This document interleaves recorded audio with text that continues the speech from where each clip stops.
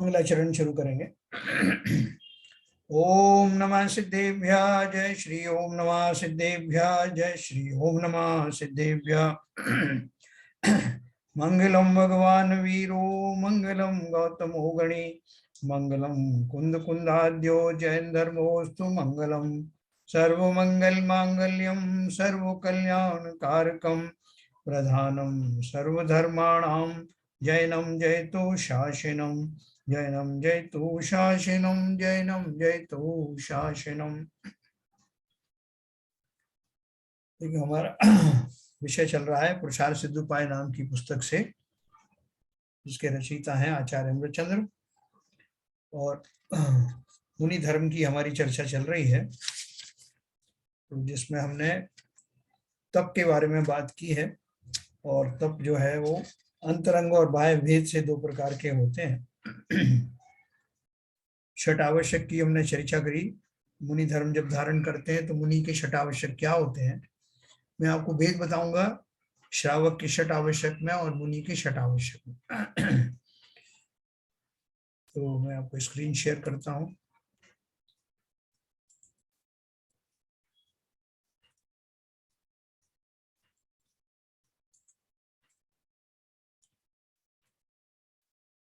देखिए हमने ये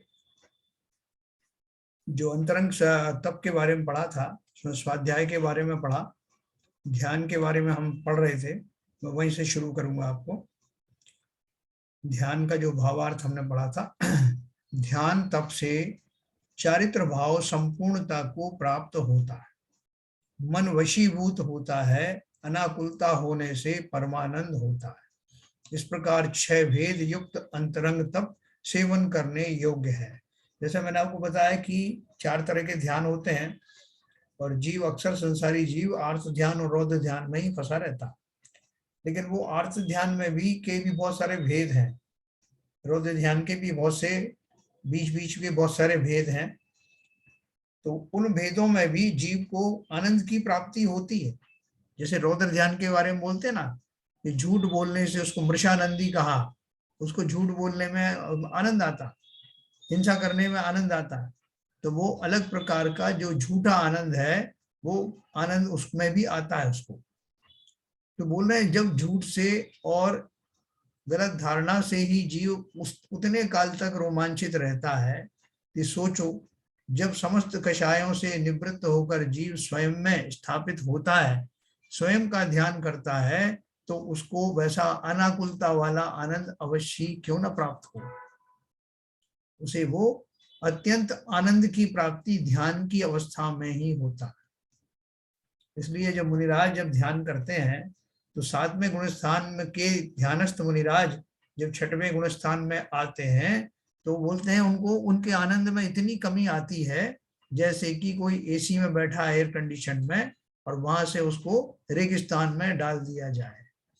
तो जैसा दोनों में डिफरेंस आपको लगेगा, ऐसा ही 7वें गुणस्थान में स्थित जीव को, मुनिराज को, वो डिफरेंस मालूम पड़ता है। इसका अर्थ क्या हुआ कि जो जो हमारी ध्यान की अवस्था में निखार आता है, त्यों त्यों हमारी आनंद में उत्तरोत्तर वृद्धि होती है। इसलिए कितना अनुपम है वो ध्यान, इसका ध्यान रखना। जब हम आर्त और रौद्र ध्यान छोड़ करके उनका स्वरूप पहले हम जाने, तभी वो छूटेंगे। और जब हम धर्म ध्यान की यहाँ तक कि प्रारंभिक भूमिकाओं में भी आते हैं, तब भी हमारा आनंद विशेष प्रकार का होता है। हम देखो कभी कभी मंदिर में कभी कोई धार्मिक अनुष्ठान में बैठते हैं, तो हमें पूजन वगैरह में बहुत विशेष आनंद आता है।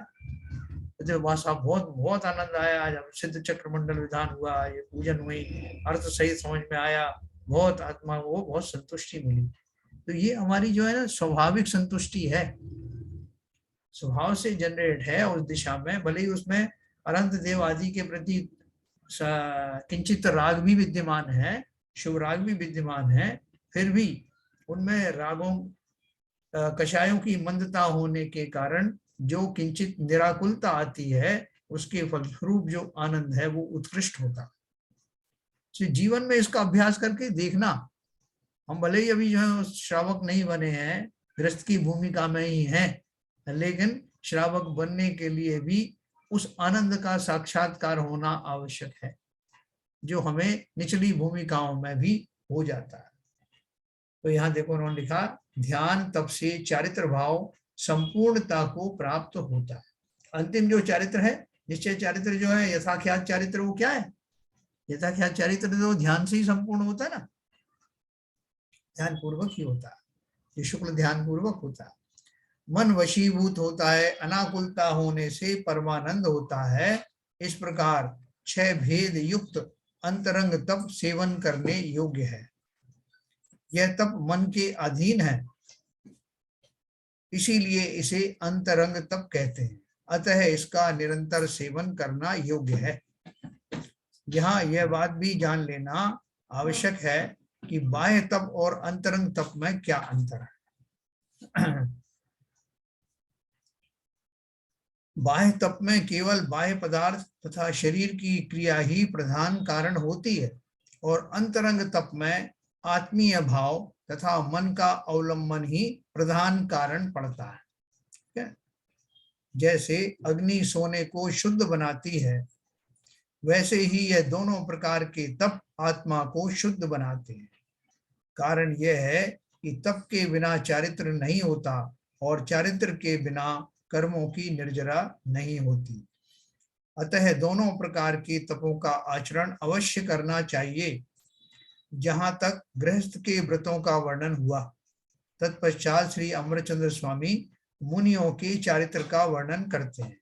मुनि पद धारण किए बिना मोक्ष की प्राप्ति कभी होती नहीं, इसलिए मोक्षार्थी भव्यात्माओं को जहां तक बन सके वहां तक समस्त आरंभ परिग्रह का त्याग करके मुनि पद धारण कर अष्ट कर्मों का क्षय करके मुक्ति लक्ष्मी की प्राप्ति करना चाहिए।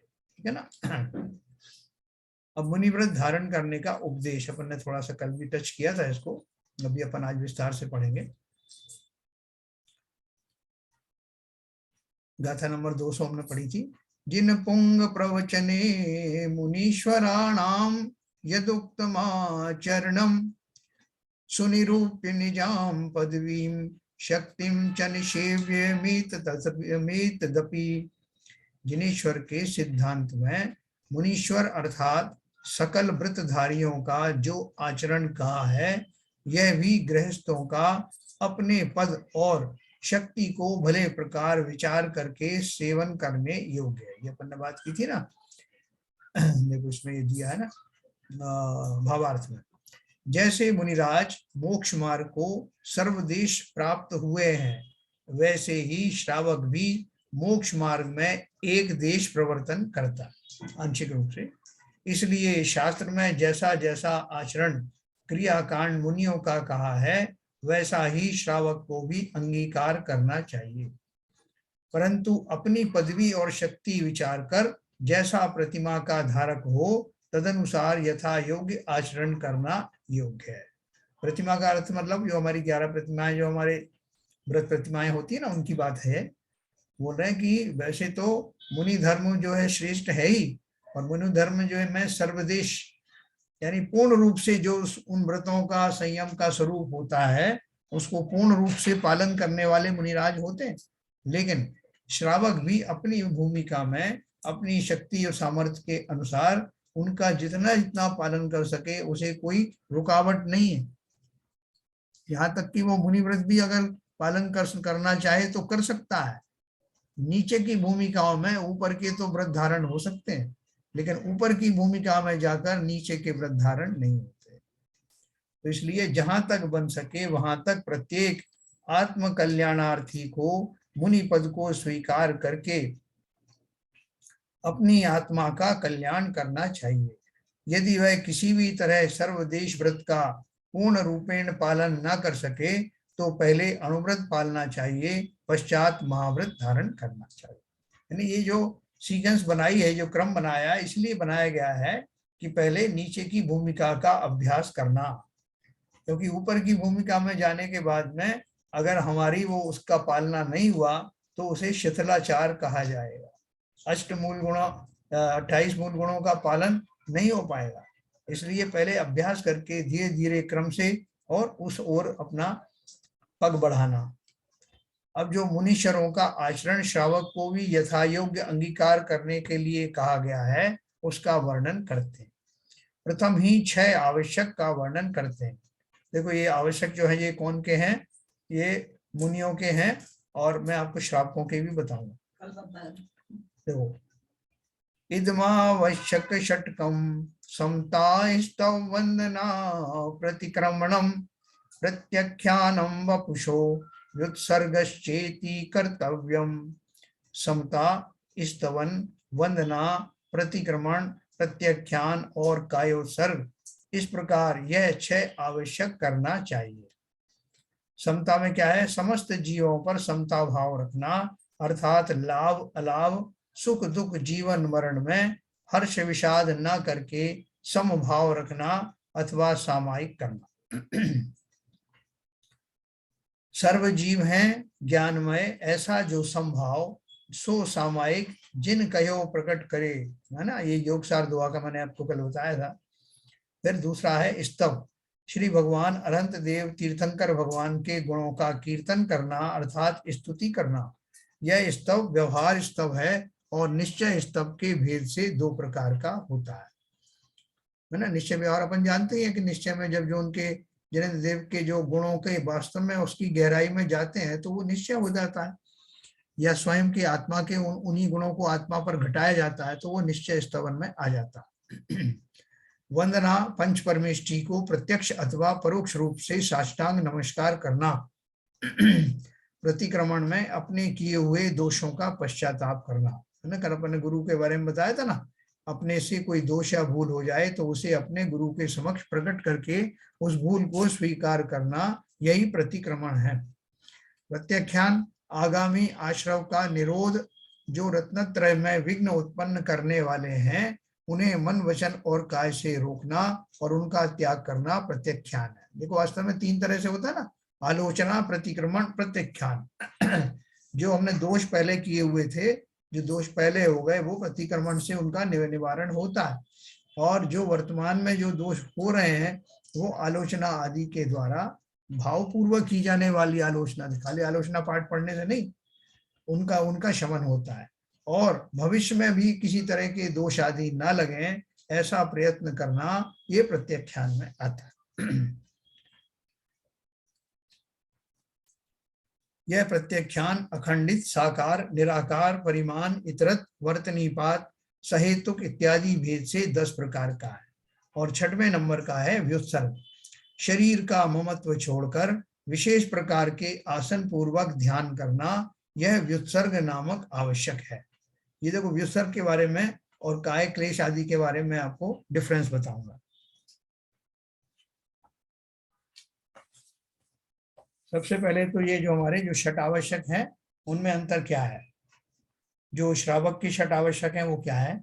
देव पूजा, गुरु उपासना, स्वाध्याय, इंद्रिय व प्राणी संयम, 12 प्रकार के तप और दान। ऐसे ये 6 आवश्यक हैं श्रावक के। इसको जो साधु के जो है, साधु के जो इसी में जो है ना श्रावक के दूसरी प्रकार से भी दिए गए हैं ये जो 6 आवश्यक क्रियाएं कैसे दी। समता, स्तव, वंदना, प्रतिक्रमण, प्रत्याख्यान और कायोत्सर्ग। अभी देखो कायोत्सर्ग का जो मैं आपको स्वरूप बताऊंगा। उसके पहले इन्होंने साधु के 6 आवश्यक कौन से बताए? सामायिक, वंदना, स्तुति, प्रतिक्रमण, स्वाध्याय और ध्यान। इसमें ऑलमोस्ट सब वही है, सिर्फ एक जो है उसमें दान नहीं दिया है ना। दान के अतिरिक्त, क्योंकि वो तो वैसे भी ज्ञान दान तो देते रहते हैं, स्वाध्याय आदि के माध्यम से स्वयं भी पढ़ते हैं और दूसरों को भी पढ़ाते हैं। तो उनका ये सामायिक, वंदना, स्तुति, प्रतिक्रमण, स्वाध्याय और ध्यान है। और यहाँ पर ये जो हमने श्रावक के पढ़े, श्रावक के इसमें जो है ध्यान का जो है विशेष वो नहीं है, हालांकि 12 प्रकार के तप में वो भी आ जाता है। देव पूजा, गुरु उपासना, स्वाध्याय, इंद्रिय व प्राणी संयम, 12 प्रकार के तप और दान। तो ऐसे कुल मिला करके उसमें ओवरलैपिंग है, तो लगभग वही है। लेकिन व्युत्सर्ग में और कायोत्सर्ग में आपको मैं भेद बताता हूँ। तो व्युत्सर्ग और काय क्लेश तप में, काय क्लेश तप अपन ने पढ़ा था, किसमें पढ़ा था? वो बाह्य तपों में पढ़ा था, है ना। अपन ने इसके पहले जो बाह्य तप पढ़े थे उसमें ये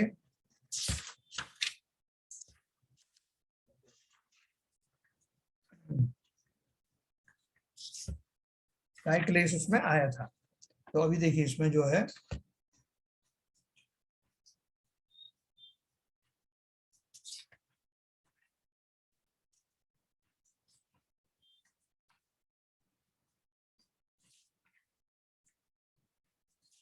क्योंकि वो जो है वो आपके सारे काय क्लेश तप जो है मैं आपको बताता हूँ। ये मेरे पास पुस्तक है कार्तिकेय अनुप्रेक्षा, उसमें से मैं आपको बताता हूँ कि ये जो बाह्य तप में काय क्लेश आता है और अंतरंग में ये काय ये उत्सर्ग आता है, इन दोनों में क्या अंतर है।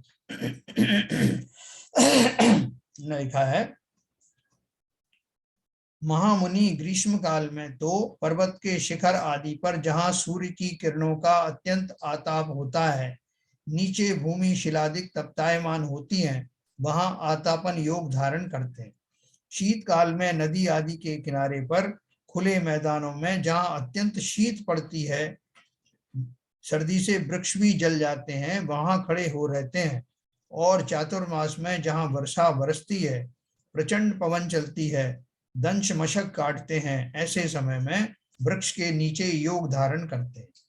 अनेक विकट आसन करते हैं, ऐसे अनेक काय क्लेश के कारण मिलाते हैं और साम्य भाव से चलायमान नहीं होते हैं, क्योंकि अनेक प्रकार के उपसर्ग के जीतने वाले हैं। इसलिए जिनके चित्त में खेद उत्पन्न नहीं होता है, अपने स्वरूप के ध्यान में लगे रहते हैं, उनके काय क्लेश नाम का तप होता है। जिनके काय तथा इंद्रियों में ममत्व होता है, उनके चित्त में क्षोभ होता है। ये मुनि इस सबसे निष्प्रय रहते हैं, इनको किस बात का खेद हो। तो अर्थात शरीर रूप से उनको साधना, उस उपसर्गों को सहन करने की सामर्थ्य विकसित करना, उसका निरंतर अभ्यास करना, ये कायक्लेश तप में आता है। जबकि ये व्युत्सर्ग या कायोत्सर्ग नाम का जो तप है वो काय क्लेश था या कायोत्सर्ग है।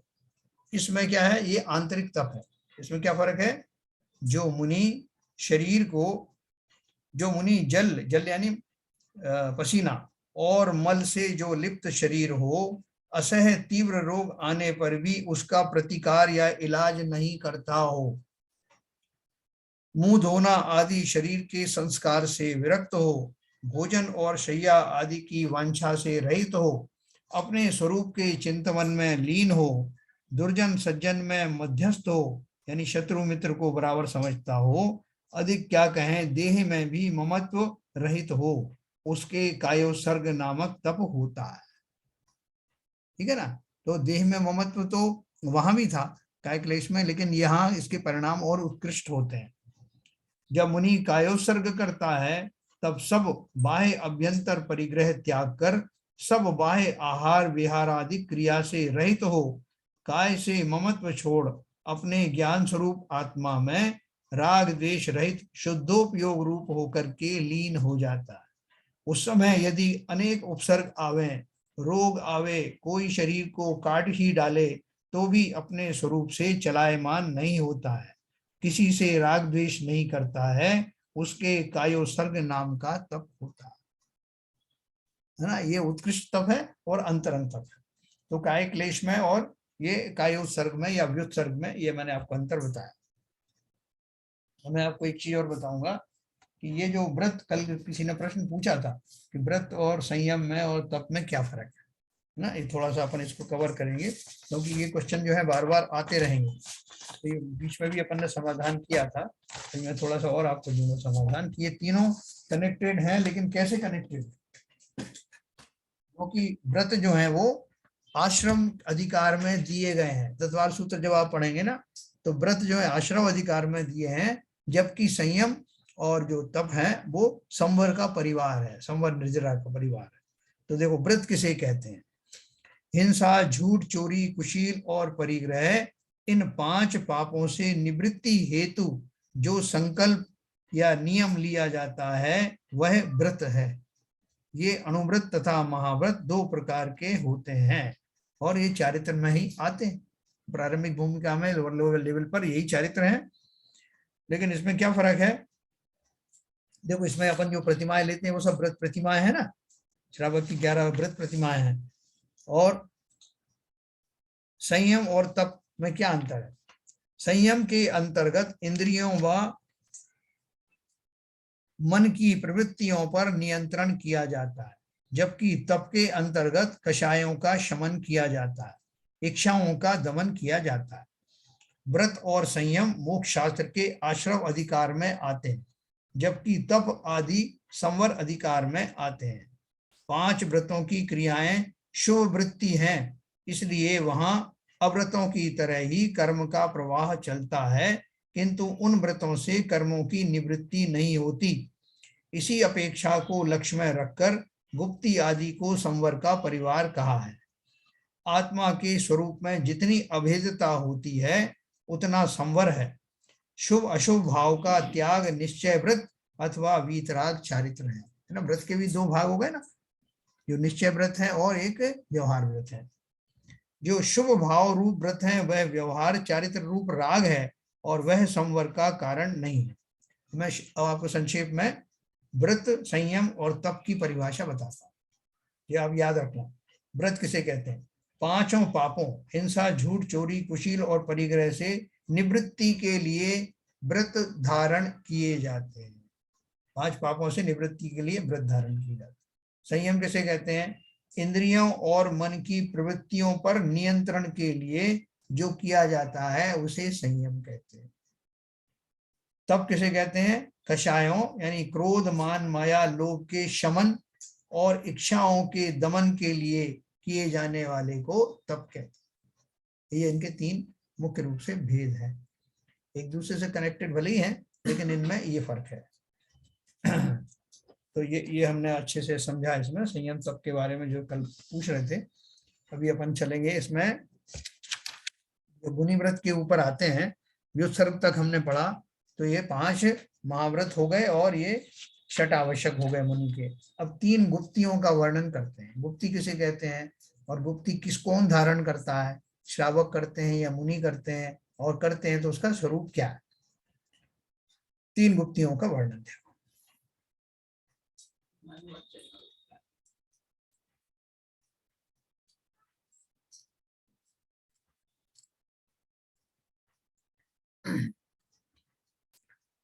सम्यक दंडो वपुषय सम्यक दंडस्थदा च वचनस्य मनसय सम्यक दंडो गुप्तीनाम तृतीयम भगम्यम। शरीर को भले प्रकार शास्त्रोक्त विधि से वश में करना तथा वचन का भले प्रकार अवरोधन करना और मन का सम्यक रूप से निरोध करना, इस प्रकार 3 गुप्तियों को जानना चाहिए। गुप्ति का अर्थ है गोपना अथवा छिपाना। हम बोलते हैं ये बात गुप्त रखना था या गुप्त दान देना। ये गुप्त क्या है? कि किसी चीज को छिपाना। लेकिन यहाँ छिपाने का अर्थ कैसा है? यहाँ पॉजिटिव साइड में है। जैसे कि मन की क्रिया को रोकना, अर्थात मन की चंचलता रोककर एकाग्रता कर लेना मन है गुप्ति है। वचन का ना बोलना अर्थात मौन धारण करना वचन गुप्ति है। शरीर की क्रिया रोकना, निश्चल हो जाना काय गुप्ति है। इन तीनों गुप्तियों में से मनोगुप्ति का पालन करना अत्यधिक कठिन है। जहां तीनों गुप्ति हो जाती हैं वहां ही आत्म ध्यान होता है। यानी आगे की भूमिका में आपको ये गुप्तियां धारण करना है। और गुप्तियां कैसे धारण होती हैं? जो आपने व्रत, नियम, संयम, तप आदि का पालन किया, उस पूर्वक जीव इतना अभ्यासी हो जाता है कि अब जब भी वो इन अपने अंदर जाता है, तत्व स्वरूप का चिंतन करता है, अपने स्वरूप का चिंतन करता है, तो अपने आप ही उससे गुप्तियां भी सधने लगती हैं। जब मैं सब तरह से निर्भर हो गया, मेरा सारा उपयोग सब जगह से हट गया, शरीर से भी हट गया और इधर उधर के जो विचार आते थे उनसे भी हट गया, तो मन की क्रियाओं से हट जाना वास्तव में मन गुप्ति है। और शरीर की अब मुझे कोई चिंता नहीं, शरीर की तरफ ध्यान जाता ही नहीं उस काल में, संपूर्ण रूप से स्वामी आत्मा में ही स्थापित हो गया, तो मेरी शरीर की जो काय वाली गुप्ति है उसका भी पालन हो गया। और उस काल में बोलने के भाव तो आते ही नहीं ना, क्या बोलूंगा।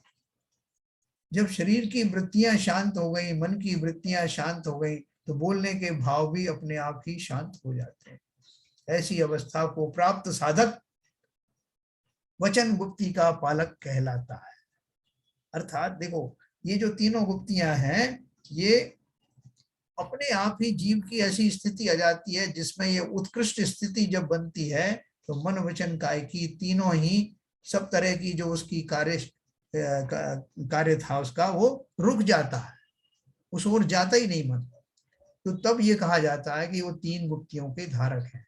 और ये अचानक नहीं आता, इसके पीछे पूर्व अभ्यास होता है, व्रत के द्वारा, नियम के द्वारा, संयम के द्वारा, आत्मचिंतन के द्वारा, भेद विज्ञान के द्वारा, ये निरंतर होने के बाद में ये ऐसी अवस्था आती है। अब देखो कि शास्त्रों में बहुत सारी कथाएं आएंगी, उसमें किसी मुनि को एक गुप्ती का पालक बताया, किसी को दो गुप्ती का, किसी को तीनों गुप्ती का। ऐसी बहुत सारी कहानी आपको मिलेंगी। जैसे मैंने आपको बताया था कि वो रानी चेलना ने एक बार आहार के लिए मुनि महाराज पधारे थे, तो उन्होंने उनकी परीक्षा लेने के लिए, पूछने के लिए कि वो कितनी गुप्ती के धारक हैं, उन्होंने उनको पड़गान करते समय ऐसा उद्बोधन दिया था, ये तीन गुप्ती के धारी मुनिराज। उन्होंने, मुनिराज तो झूठ तो बोलते नहीं, उनमें से तुरंत ने एक ने कह दिया कि हम तीन गुप्ती के धारक नहीं, तो एक के हैं या दो के हैं, जैसा भी था। तो मेरा कहने का अर्थ ये गुप्ती साधक साधन करना है तो बहुत कठिन काम, लेकिन आता अभ्यास के द्वारा है। और उस जीव को, उस मुनिराज को पता होता है कि मैं अब, मेरा मन के ऊपर कंट्रोल हो गया है, वचन के ऊपर हो गया है, काया के ऊपर हो गया। कितनी अद्भुत दशा होती होगी वो, जब न केवल मुनिराज को सहज में ही ये भाव हो जाते हैं। उपदेश में तो अपन बोलते हैं तीन गुप्तियों का पालन करो, व्रतों का धारण करो, लेकिन ये उपदेशात्मक भाषा है। मुनियों को तो ये सहज में ही प्रकट होती है, कहने में जरूर आता है ऐसा, लेकिन जब वो इस दशा को प्राप्त होते हैं, श्रावक भी बहुत उत्कृष्ट दशा तक पहुंच सकता है।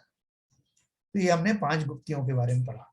अब 5 समिति के बारे में पढ़ेंगे, है ना। ये सब संवर और निर्जरा के कारण है ना, ये बड़ी प्रकार समझना हमारे काम की चीजें हैं, सिलेबस का मुख्य भाग है। 5 समिति कौन सी हैं? सम्यक गमनागमनम, सम्यक भाषा तथैषिणा, सम्यक सम्यक ग्रह निक्षेपौ, युत्सर्ग सम्यगिति समिति।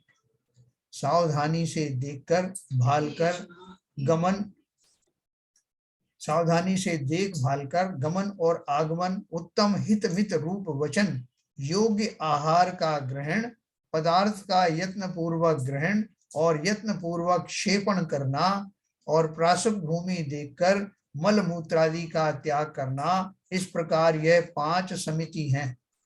समिति बनाते हैं ना, सोसाइटीज बनाते हैं, लिमिटेड, मर्यादित, इन सब के पीछे क्या है? मतलब ये मर्यादाएं ही हैं। समिति का अर्थ है ये मर्यादाएं हैं। सम्यक गमनागमनम, सम्यक भाषा तथा सम्यक एषणा च सम्यक ग्रह निक्षेप है, सम्यक व्युत्सर्ग इति 5 समिति। पहली समिति है ईर्या समिति। ये सब समितियां अच्छे से ध्यान रखना, हम जब मुनि बनेंगे तो ये काम आएंगी। आप बोलोगे जब बनेंगे तब बता देना, आप अभी से क्यों बता रहे हो? हाँ, लेकिन ये हमारे संस्कारों में चले जाते हैं। ये जो भाव जो मैं आज करने वाला हूं, ये भाव मेरे साथ अवचेतन मस्तिष्क के माध्यम से मेरे संस्कारों में स्थापित हो जाते हैं। अगली पर्याय धारण करने पर भी वो संस्कार पुनर्जीवित हो जाते हैं, और वो सब उस समय में मुझे याद आते हैं, मुझे उस पर्याय में भी धर्मात्मा बनाने में सहायक होते हैं। बहुत ध्यान से सुनना।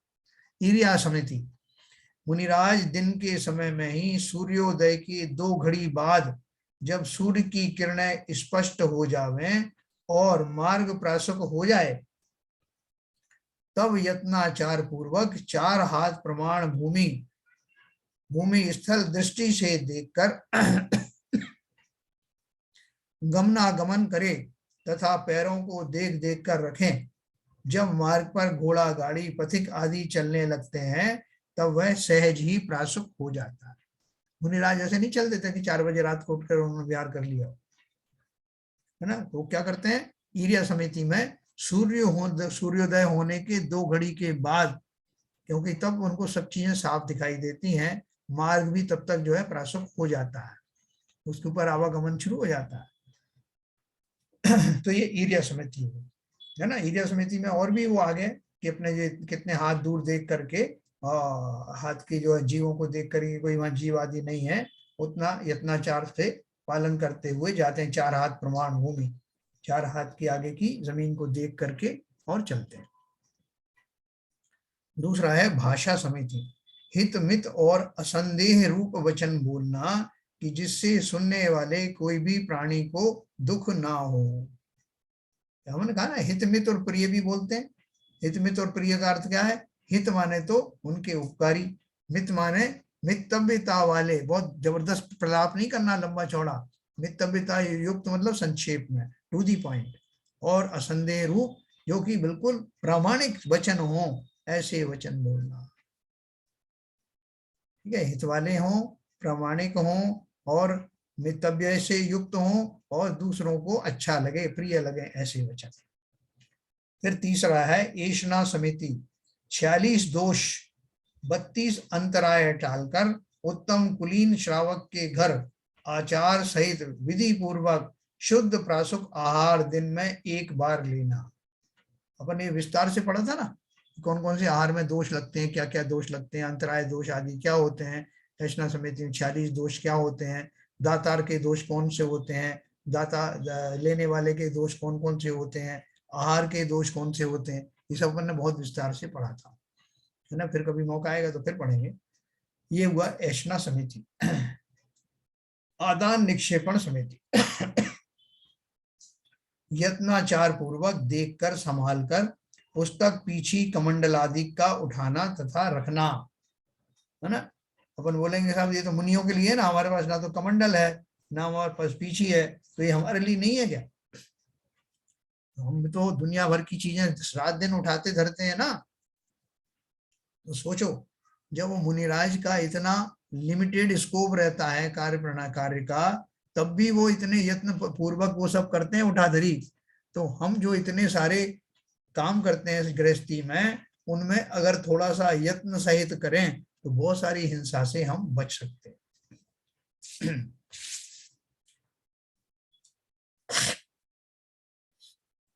चौथा 5वां है प्रतिष्ठापना समिति, यत्न पूर्वक दृष्टि से देखकर और पीछी से पहुंचकर मल मूत्र कफ इत्यादि 9 द्वार के मल प्रासुक भूमि पर त्याग करना, निर्जीव स्थान पर। निर्जीव मतलब अभी देखो इतना तो उनको मालूम नहीं, स्टेलाइज तो करेंगे नहीं। जो बड़े बड़े जो जीव जंतु जो आंखों से दिखाई देते हैं, उन सबको सावधानी से देख करके और जहां जहां जीवों की संभावना पाई जाती है उनका ध्यान रख करके, और ऐसी जगह पर ही वो जो मलमूत्र आदि का विसर्जन करते हैं। जल में, गीली भूमि में, हरी घास में मल त्याग नहीं करना तथा लोगों के आने जाने के मार्ग से दूर जाकर निर्दोष भूमि में मल क्षेपण करना। इस प्रकार समितियों का वर्णन किया। यह 5 समितियां गुप्तियों के पालन में सहायक होती हैं, है ना। जैसे मैंने आपको बताया ना, ये जो व्रत नियम संयम आदि पालन करते करते ये इस मुकाम तक आ जाते हैं कि उनके भाव अब ऑटोमेटिकली उस तरह के हो जाते हैं उन क्षणों में, तो वो ही गुप्तियों को धारण कर पाते हैं। ये 5 समितियां गुप्तियों के पालन में सहायक होती हैं। उपरोक्त प्रकार से इनका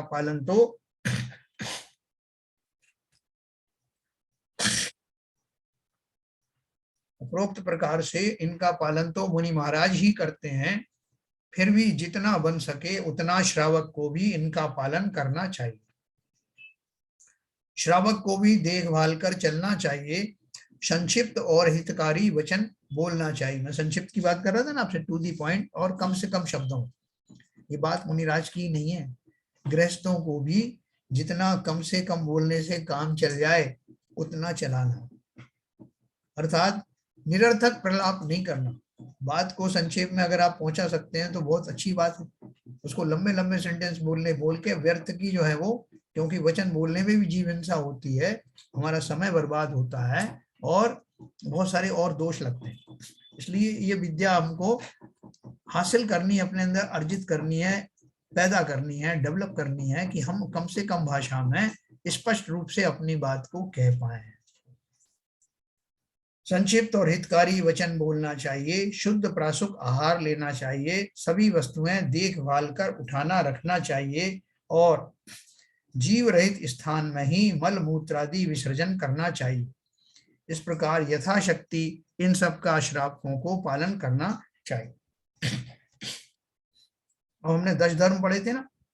10 धर्म क्या है? वास्तव में धर्म 10 है या वो धर्म के लक्षण है कि जब जीवन में धर्म प्रकट होता है तो 10 लक्षणों पूर्वक होता है ना। जैसे मैंने आपको पहले बताया कि जैसे किसी को डेंगू हो गया, मलेरिया हो गया, तो डॉक्टर कैसे जानता है कि इनको कौन सी बीमारी हुई?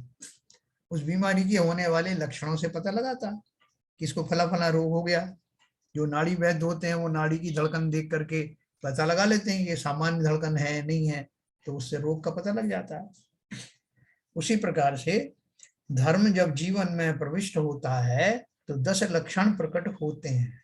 उनसे हमें पता लग जाता है कि मेरे जीवन में 10 में से कौन कौन से धर्म अभी डेवलप हुए हैं, प्रकट हुए हैं, कौन से बाकी हैं और मुझे उनके लिए क्या करना है। तो इसलिए 10 लक्षण धर्म आते हैं, उनमें बार बार हम उसकी व्याख्या करके समझना चाहते हैं कि मेरे लक्षण कैसे हैं। जब हम बचपन में जो है वो सही ढंग से व्यवहार नहीं करते तो लोग बोलते हैं साहब लक्षणों से ही पता चल रहा है कि ये सही नहीं है, बोलते ना। हाँ, दूध के पांव पालने में दिख रहा है, ये सब बोलते हैं ना इनके। और हिंदी में बोलते थे लखन, इनमें जरा भी लखन नहीं है, मतलब उनमें परिपक्वता के जो लक्षण होते हैं वो प्रकट नहीं हुए। उसी तरह से ये धर्म के 10 लक्षण समझ करके अपने ऊपर घटित करना। कभी कौन कौन से लक्षण मेरे अंदर नहीं आए हैं या उनके विपरीत वाले लक्षण दिखाई दे रहे हैं, इससे मुझे पता लग जाता है कि धर्म मुझसे कितना पास है या कितनी दूर है। धर्म सेव्य शांतिर मृदुत्व मृजुता च शौच मत सत्यम अकिंचन्यम ब्रह्म त्यागश्च तपश्च संयम चेति। क्षमा मार्दव यानी सरलता अर्थात आर्जव, शौच पश्चात सत्य तथा अकिंचन और ब्रह्मचर्य, और त्याग तप और संयम। इस प्रकार 10 प्रकार का धर्म सेवन करने योग्य है ना। उत्तम क्षमा मार्दव आर्जव भाव है, शौच सत्य संयम तप त्याग उपाव है, आकिंचन ब्रह्मचर्य धर्म 10 सार है, चौगति दुखते काली मुक्ति करतार है। इतनी सुंदर पूजन है। तो देखो इन्होंने कहा इसका अर्थ दिया, क्रोध का त्याग करके क्षमा धारण करना उत्तम क्षमा नाम का पहला धर्म। मान कषाय का त्याग करके कोमलता धारण करना उत्तम मार्दव नाम का दूसरा धर्म। मायाचार का यानी कपट का त्याग करके सरलता धारण करना उत्तम आर्जव नाम का तीसरा धर्म है। लोभ का त्याग करके संतोष धारण करना शौच नाम का चौथा धर्म है। शौच का अर्थ शुद्धि है। यह शुद्धि 2 प्रकार की है, बाह्य शुद्धि और अंतरंग शुद्धि। स्नान आदि से शरीर को पवित्र रखना बाह्य शुद्धि है और लोभ कषाय का त्याग करना अंतरंग शुद्धि है। इन दोनों प्रकार की शुद्धि करना ही शौच धर्म है। यहाँ एक विचार योग्य बात है कि यह दोनों प्रकार की शुद्धियां गृहस्थ श्रावक की अपेक्षा से ही हैं, मुनि की अपेक्षा से नहीं है। कारण कि मुनि महाराज के तो अंतरंग शुद्धि की ही मुख्यता है ना। श्रावक के लिए क्या कहा? बहुदेह मैली सुगुण, साधु के लिए कहा। श्रावक के लिए कहा ऊपर अमल मल भरियो भीतर कौन विधि घट शुचि कहे, बहुदेह मैली सुगुण थैली शौच गुण साहूल है। शौच गुण वास्तव में किसके? साधु को है। भले ही ऊपर का शरीर मलिन दिखाई पड़े लेकिन अंदर से उनकी जो शुद्धि है अंतरंग शुद्धि होने के कारण ये शुचिता उनको ही होती है। दूसरे को दुख उत्पन्न कराने वाला निंदनीय कपटी वचन नहीं बोलना सत्य कहलाता, और यही पांचवा उत्तम सत्य धर्म है। पंचेंद्रिय के विषयों को तथा मन के विषयों को रोकना और छह काय के जीवों की हिंसा न करना, उसी को संयम कहते हैं। व्रतों का ध्यान करने से, समितियों का पालन करने से, कषायों का निग्रह करने से और मन वचन काय को वश में रखने से इस संयम का पालन होता है। यही छठवां उत्तम संयम धर्म है। देखो मैंने जो आपको भेद बताए थे ना उसके, व्रत के, संयम के और तप के, इसमें चारों समाहित किए हैं। व्रतों का ध्यान करने से, समितियों का पालन करने से, कषायों का निग्रह करने से और मन वचन काय को वश में रखने से इस संयम का पालन होता है। यही छठवां उत्तम संयम धर्म। जिस तरह सोने का मैल दूर करने के लिए अग्नि का ताव दिया जाता है, उसी तरह आत्मा के साथ लगे हुए कर्मों को दूर करने के लिए सर्वज्ञ वीतराग कथित तप किया जाता है। यह तप 12 प्रकार का है। इच्छा निरोधस तप है, जैसा कि मैंने परिभाषा में बताया, इच्छा का निरोध करना ही तप है। यह 7वां उत्तम तप धर्म है। इन 12 भावनाओं में स्वाश्रय के बल द्वारा जितनी परिणामों की शुद्धि है, वह तो निर्जरा के कारण रूप निश्चय तप है, और उसी समय हे बुद्धि सहित व्रत तपादि के शुभ विकल्प राग हैं, उतना व्यवहार उपचार तप है। ऐसा सर्वत्र समझना चाहिए। लोक में आहार, औषध, अभय और ज्ञानदान देने को त्याग धर्म कहा गया है, परंतु यह त्याग वास्तविक सच्चा त्याग नहीं है। त्रैकालिक अकषाय ज्ञायक स्वभाव के आश्रय द्वारा वीतराग विज्ञान रूप शांति की उत्पत्ति होना, उतने अंश में कषाय की उत्पत्ति नहीं होना है ना। जब वीतराग विज्ञान रूपी भाव की उत्पत्ति होगी तो उतने अंश में वो कषाय आपके मंद होंगे या निकल जाएंगे। क्रोधादि कषायों का त्याग करना वही सच्चा त्याग है। इसलिए यद्यपि मुनिराज प्रत्यक्ष रूप से कोई दान नहीं करते, आपने देखा हम षटावश्यक में मुनि का दान के बारे में नहीं दिया, तो भी वास्तव में कषायों का त्याग करने के कारण वे सच्चे दानी हैं, निश्चय सम्यक दानी हैं। और जिस समय जिस भाव जीव के लोभ कषाय का त्याग हो गया, उसके बाह्य पदार्थों का त्याग तो हो ही गया, क्योंकि लोभ कषाय छोड़े बिना बाह्य वस्तुओं का त्याग नहीं होता। इसलिए यह सिद्ध हुआ कि तत्वज्ञानी के अभ्यासी लोभादि कषायों का त्याग करना ही सच्चा उत्तम त्याग है, और वही सम्यक ध्यान है ना। अपन दान और त्याग में आप फर्क जानते हैं ना। दान तो जो है वो व्यवहार त्याग है, और त्याग जो है निश्चय त्याग। वस्तुओं को कषायों की मंदता पूर्वक होने वाला जो दान है, वो ही त्याग का स्वरूप बनता है। दिया जाता है। हाँ, अब अपन कल जो है उत्तम आकिंचन धर्म और ब्रह्मचर्य पे थोड़ा विस्तार से पढ़ेंगे। मैं आपको भी अनम्यूट करता हूँ और फिर अपन जो है चर्चा करेंगे।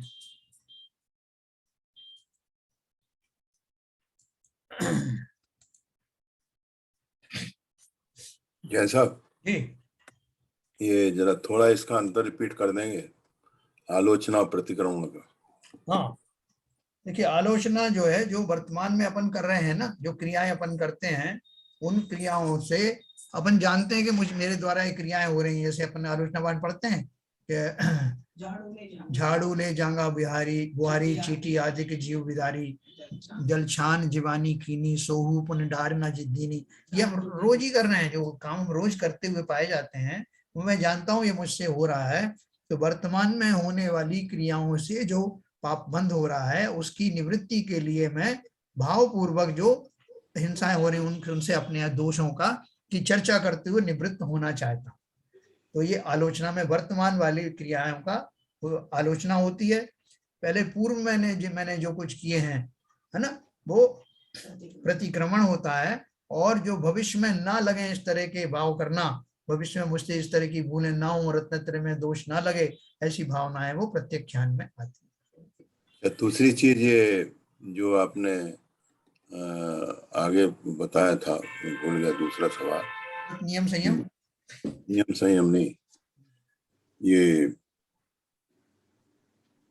चलिए बाद में पूछूंगा। ओके, चलिए और किसी का कोई प्रश्न है? तो वे दान और त्याग का थोड़ा सा दोबारा बता दीजिए। हाँ हाँ, देखो दान जो अपन जो देते हैं, मैंने इसको बहुत विस्तार से आपको बताया था जब दशलक्षण पर्व आया था। दान जो है दो तरह का हो सकता है, बाह्य दान और अंतरंग दान। अंतरंग दान में तो जो सब उसके दान के स्वरूप जो आते हैं, जैसे हम जो ज्ञान दान आदि जो देते हैं, जो बाहर में जो दान देते हुए पाए जाते हैं, लेकिन अंतरंग होते हैं वो। और बाहर में तो बाह्य वस्तुओं का दान दिया जाता है। जो बाहर में दिए जाने वाले दान हैं, उनको दान तभी वो हो सकते हैं जब आपको उन वस्तुओं से किंचित ममत्व कम हुआ हो। तो ममत्व कम होने को ही त्याग कहते हैं। वास्तव में वस्तुएं तो त्याग की नहीं जाती, वस्तुएं तो अपने आप ही अलग ही रहती हैं। मेरा ममत्व ही उनसे जुड़ा रहता है। तो जब ममत्व में कमी आती तभी दान की क्रिया संपन्न होती है। सब मैं ये पूछ रहा था, ये व्युत्सर्ग और वो दो चीज और बताई थी, इन तीनों को रिपीट कर। कायोत्सर्ग और व्युत्सर्ग, काय क्लेश और व्युत्सर्ग में। काय क्लेश, कायोत्सर्ग और व्युत्सर्ग। हाँ देखिए इसमें अपन ने जो पढ़ा था, जो काय क्लेश है, काय क्लेश में तो शरीर को ऐसा तैयार करना, क्योंकि वो बाह्य तप में आता है काय क्लेश। तपाना शरीर को। हाँ, शरीर को ऐसा अभ्यस्त करना कि जब कभी कोई ऐसी प्रतिकूल परिस्थितियां आए तब भी मैं शरीर के माध्यम से होने वाली उठापटक में मेरा ध्यान, मेरा जो धर्म आदि हैं वो प्रक्रियाएं उनमें बाधित ना हो। इसलिए उस तरह से शरीर को तैयार करना ये काय क्लेश में आता है, और ये बाह्य तप को में माना जाता है। जबकि व्युत्सर्ग या कायोत्सर्ग जो एक ही बात है, उसमें जो है शरीर को संपूर्ण रूप से उत्सर्ग की भावना अंतरंग से आती है, अंतर्मन से आती है। और उसको जीव को कोई रोग हो जाए, शोक हो जाए, शरीर में किसी तरह के मल आदि से लिप्त हो, तब भी उसको किसी तरह की ग्लानि आदि नहीं आती। उस काल में ना कोई रोग को दूर करने का भाव आता है अंदर में। तो ऐसा वो जो भाव है जिसमें शरीर से क्या अपने संपूर्ण कार्यशैली से अलग होकर के स्वयं स्थापित होने की जो दशा होती है, वो इसमें व्युत्सर्ग तप में आती है, जो अंतरंग तप है। मतलब उसमें जो है जोर किस बात पे है, उसमें शरीर के ऊपर नहीं, शरीर तो है ही, हाँ शरीर तो है ही, मेरे समस्त राग द्वेष भाव, शरीर से जुड़े होने वाले जो भी भाव हैं, संताप के भाव है, रोग आदि से वो हट जाने के जो भाव है, वो सब भावों से विरक्ति होना व्युत्सर्ग या जो कायोत्सर्ग नाम के अंतरंग तप में पाई जाती है। सही है, ठीक है ना। वो थोड़ा ऊंचा का है, ऊंची भूमिका वाला है। नहीं तो थोड़ा उस समय पूरी तरह से ग्रैस्प नहीं हो पाया था, इसलिए रिपीट। तो इस तरह से ये होता है। अभी अपन जैसे वो कायोत्सर्ग करते हैं, जैसे अपन कल बात कर रहे थे ना, नमोकार मंत्र पढ़ो 9 बार कायोत्सर्ग करो, वहां कायोत्सर्ग जो है कि उसकी जो है थोड़ी स्थूल भूमिका होती है। खड़े होकर अपन 9 बार नमोकार मंत्र जो बीच में पढ़ते हैं, तो उसमें भी प्रयास तो यही किया जाता है कि जो मैंने अब तक का जो पाठ पढ़ा, जो धर्मानुचरण किया मैंने, तो वो जो उस पूर्वक जो मैंने क्रियाएं की हैं, अब समय आ गया उस क्रिया का समापन, उपसंहार के रूप में मैं अपनी काया से विरक्त हो जाऊं। क्योंकि मैंने ये जो क्रियाएं पढ़ी किस लिए की? भगवान को खुश करने के लिए नहीं पढ़ी, अपने लिए की थी। और उस क्रिया को फाइनल प्रेस करने के लिए, कि उन क्रियाओं में अपने भावों का मुलम्मा जोड़ने के लिए, अपने अंदर में वो वीतराग परिणति लाने के लिए, जिसके लिए मैंने वो क्रियाएं की थी, मैं पंच परमेष्टि का ध्यान करता हूँ। तो ये खड़े होके ही करना चाहिए, बैठ के आसन में नहीं कर सकते? नहीं, बैठ के भी करते हैं, लेकिन क्या उसका अर्थ क्या है, जब खड़े होके करते हैं ना, तो खड़े होने में विशेष जो है हमारा ध्यान उसमें लगता है। आपने देखा होगा कि मुनिराज खड़े होकर के आहार क्यों ग्रहण करते हैं, इसका क्या कारण? वो बैठ के भी कर सकते हैं, लेकिन खड़े होके करने में भोजन के प्रति दृढ़ता में और ज्यादा कमी हो जाती है, उसमें उनका जुड़ाव बहुत कम रहता है। तो उसी तरह से जब हम जो है खड़े होकर के कायोत्सर्ग करते हैं, उसमें भी देखो 2-3 भूमिकाएं होती है। मुद्राएं, एक तो दोनों हाथ लटका के करते हैं, दूसरे लोग यूं शॉर्ट में करते हैं हाथ लगा करके, है ना। तो ये 2-3 तरीके से लोगों ने, कुछ ने इसको जस्टिफाई किया है, कुछ ने इसको जस्टिफाई किया है, लेकिन दोनों ही तरह में भाव यही है कि मुझे उतने काल में अपनी भूमिका में मैं कहाँ खड़ा हूँ, किस लिए मैं ये धार्मिक आयोजन कर रहा हूँ, पूजन आदि कर रहा हूँ, उसकी मुझे पुनः पुनः याद आ जाती है, और मैं अपने शरीर से ममत्व को छोड़कर उन चंद सेकंड के लिए पंच परमेष्ठी के ध्यान में पहुंच जाता हूँ। नहीं तो मुनि पद्मासन में बैठ के भी तो तप करते हैं। हाँ वो करते हैं, लेकिन ये व्युत्सर्ग नाम का जो तप है जनरली वो जो खड़गासन में किया जाता है, ऐसी कायोत्सर्ग का भी जनरली ऐसा ही है, क्योंकि खड़े होकर के करने में बहुत सारे जो है जीवों को ज्यादातर ऐसा सिद्ध हुआ है कि वो उनको ज्यादा उसमें कंसंट्रेशन होता है। जैसे पूजा बैठ के कर रहे हैं तो आप हर बार आपको खड़े होके कायोत्सर्ग करना चाहिए? नहीं, ऐसा नहीं है। अब आप बैठे हुए हैं तो बैठ करके भी कर सकते हैं। अभी जैसे पूजन में जो खड़े हुए हैं वेदी पे, तो खड़े खड़े ही करेंगे, वो पूजन भी खड़े हुए कर रहे हैं। वो तो खड़े हुए करेंगे, वो मैं इसी कंटेस्ट में पूछ रहा था। हाँ नहीं, वहाँ अगर आप बैठे हुए हैं तो मेरे हिसाब से तो बैठे हुए भी लोग करते हैं ना। एक हमें जो है अभी थोड़े दिन पहले प्रणव सागर का एक लेक्चर मिला था इस पे, तो उन्होंने कहा था 27 श्वासोच्छ्वास के उसमें बोला जाता है नमोकार मंत्र। हाँ। वो जो है कायोत्सर्ग होता है। वैसे तो परिभाषा के हिसाब से जैसे शरीर से त्याग करना ही एक्चुअली ममत्व का त्याग ही कायोत्सर्ग है, जैसे आप कह रहे हैं ना जी। वो 27 श्वासों का जो है वो मतलब वो तो काल है, ड्यूरेशन है, ड्यूरेशन। हाँ, उतने समय तक हमको शरीर से पूर्ण ममत्व छोड़कर, क्योंकि क्या है कि जो अपन जो गृहस्थ लोग हैं वो बहुत दीर्घ काल तक जो है ना ये प्रक्रिया नहीं कर सकते, तो इसलिए वो उतने श्वासोच्छ्वास का उन्होंने नियम बनाया है, और उसका एक साइंटिफिक रीजन भी है कि उतनी देर तक वो ध्यानस्थ जो मंत्र का जो है वो वैसा उपचार से कहा जाता है कि उतनी देर तक उसमें रहना, तो उतनी देर तक हम साधारण गृहस्थ भी उसमें रह सकते हैं और अपने आप को अपने शरीर की निस्सारता की भावना करते हुए पंच परमेष्ठी का ध्यान कर सकते हैं। इसमें लिखा है पैरों में 4 अंगुल का गैप दे के जो है इस तरह का कायोत्सर्ग किया। वो विधि है उसकी, वो विधि पूर्वक ही वो दशा आती है। शरीर जो सब मुद्राएं है ना, जो पद्मासन ही प्राणायाम की मुद्रा है, हाँ वो मुद्रा है, ध्यान की मुद्राएं हैं, प्राणायाम पद्मासन की है, सिद्धासन है, बिल्कुल, क्योंकि उनको शरीर साधने को मिलता है। अब ज्ञानार्णव ग्रंथ पढ़ेंगे तो उसमें आसन जय, कैसा आसन हो, उस आसन पर कैसे बैठे, तो उसी कॉन्टेक्स्ट में प्रणव सागर का वो है। हाँ, जब आप अपन ऊंची भूमिका में जाएंगे तो वो सारी प्रक्रियाएं अपन पढ़ करके और हम उस ओर जाएंगे। ये ऐसी रुचि डेवलप करके रखना कि आप तो मुझे बताओ अभी कैसे आसन जय होता है। जब हमारी उतनी उत्कट रुचि होगी, जिज्ञासा होगी, तो समझ लो कि मेरी वो दशा आने ही वाली है। मैं इसलिए तो इसको क्लैरिफाई पूछ रहा था। मैं समझ गया आपकी बात। श्वासोच्छ्वास से जो उपयोग है वो बदल जाता है। हाँ। उपयोग बदल जाता है तो शरीर के प्रति और ममत्व के त्याग का मतलब ही उपयोग बदलना हो गया बाबूजी, बिल्कुल सही कह रहे हैं।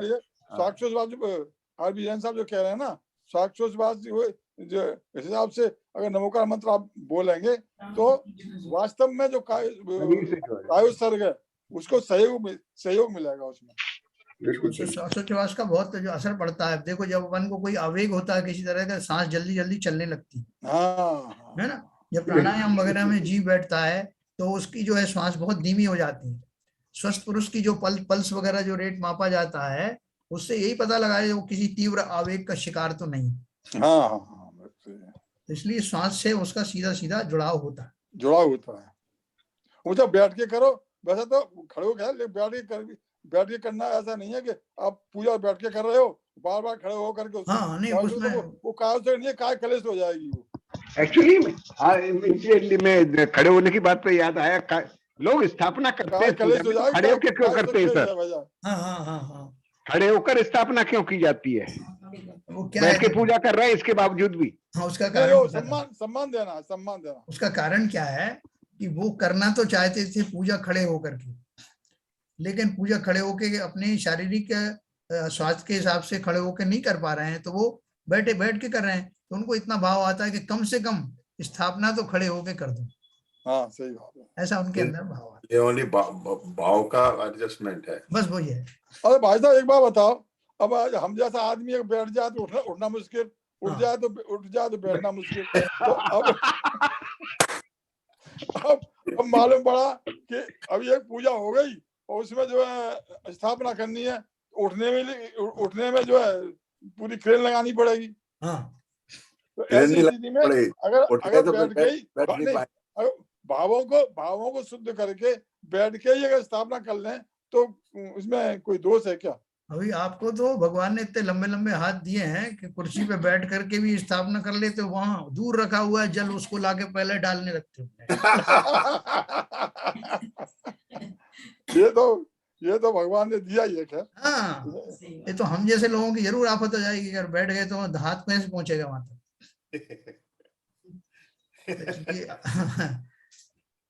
और बताएं। लेकिन किसी और को नहीं बस नहीं कोई। पदमचंद जी ठीक है, सबको समझ में आ रहा है? तो चलिए अनम्यूट करिए भाई साहब, पदमचंद जी अनम्यूट करके बोलिए। समय है ना अभी 2-4 मिनट। बहुत बढ़िया चल रहा है साहब, बहुत बढ़िया चल रहा है। चलिए बढ़िया है, सबको समझ में आ रहा है, क्योंकि ये हमारा दूसरा तीसरा रेपिटेशन है। हाँ रिपीटिशन है, समझ में आ रहा है, रोज पढ़ते हैं इन चीजों को। बिल्कुल डेली का। लेकिन ये जरूर है कि अपन पढ़ते हैं तो हर बार थोड़ा सा उसको थोड़ा चेंज होता है, थोड़ा अपन नए शब्दों का प्रयोग करते हैं, नई भावनाएं उसके साथ जोड़ते हैं तो थोड़ा। नहीं ठीक है, बहुत बढ़िया है। माइंड में मतलब वो कांसेप्ट तो क्लियर होता ही है। जी जी। तो चलिए कल वो जो 2 धर्म बचे हैं हमारे, आकिंचन ब्रह्मचर्य, उसकी हम विस्तार से चर्चा करेंगे, बहुत आनंद आएगा। नहीं क्या है, फॉर्मेट बार बार चेंज होते हैं तो और ज्यादा क्लियर होता है फॉर्मेट। हाँ बिल्कुल बिल्कुल, वो रटा है नहीं अपना, बिल्कुल सारे कंटेस्ट तो वही है, फॉर्मेट अलग। सही बात। चलिए, हर ग्रंथ की भाषा थोड़ी अलग है, बिल्कुल सही है। ग्रंथ की भाषा अलग है, और जब वो अपन पढ़ते हैं तो अपने भावों में भी जो है थोड़े थोड़े नए नए जो चीजें आती हैं, बिल्कुल कोरिलेशन भी हो जाता है। ठीक है ना। देखो कितना माया है इसकी स्वाध्याय की, ये करते करते जिस समय हम ये हर्षपूर्वक ये चर्चाएं करते हैं, हमारे कितने कर्मों से हमारी निवृत्ति हो जाती है, अपने को पता भी नहीं चलता। कितने कषाय मेरे मंद हो जाते हैं, वो जो ललक हमें जो बनी रहती है, जो डिस्कशन करते हैं अपन, उस समय जो हमारे अंदर हर्ष होता है वो बहुत पुण्य का बंद करने वाला होता है। चलिए साहब ललित जी। नित्यतम नाश वेको ज्ञान के प्रकाश वेको अपापर भास वेको भानु सी बखानी है। हो द्रव्य जान वेको बंध विधि भान वेको सो पर पिछान वेको परम प्रमानी है। अनुभव बताए वेको जीव के जताए वेको काहू न सताए वेको भवे और आनी है। जहाँ तहाँ तार वेको पार के उतार वेको सुख विस्तार वेको यही जिन वाणी है। हे जिनवाणी भारती तो है जपू दिन नैन, जो तेरी शरण गए सो पावे सुख चैन। जिनवाणी के ज्ञान से सूझे लोकालोक, सो वाणी मस्तक धरो सदा देते धो, सदा देते धो। जिनवाणी माता की जय। जय।